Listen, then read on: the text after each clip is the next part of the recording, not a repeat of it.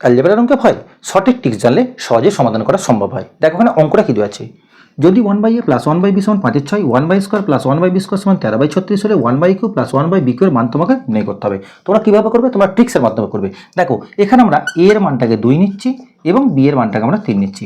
দেখো নিয়ে ক্যালকুলেশন করছি। দেখো 1/a এর জায়গায় 2 বসালাম, 1/b b এর জায়গায় 3 বসালাম। এবার লক্ষ্য করে দেখো 2 আর 3 কিন্তু পরস্পর মৌলিক সংখ্যা, তাহলে তাদের অনন্যকে যোগফল তোমরা কিভাবে করবে না, সংখ্যা দুটোকে গুণ করে হরে লেখো, অর্থাৎ 3 দুগুণে 6 এবং তাদের লবে কি লিখবে, সংখ্যা দুটোকে যোগ করে লেখো, 3 আর 2 যোগ করে কত পাচ্ছ 5, অর্থাৎ 5 এর 6। দেখো প্রথমটার সঙ্গে তোমার মিলে যাচ্ছে। এবার দ্বিতীয় পার্টে আসি, 1/a স্কোয়ার এর জায়গায় 2 বসা, 2 square 4 plus 1/b square, b মানে 3, 3 স্কোয়ার 9। আবার লক্ষ্য করে দেখো 4 আর 9 পরস্পর কিন্তু মৌলিক সংখ্যা, তাহলে যোগফলটা আগের মতোই করবে তোমরা, হরে গুণ করে লেখো সংখ্যা দুটোকে, 4 9 36, লবে কি করবে, সংখ্যা দুটোকে যোগ করে লেখো, 4 আর 9 যোগ করলে কত পাচ্ছ 13 36। দেখো দ্বিতীয় পার্টটার সঙ্গে মিলে যাচ্ছে।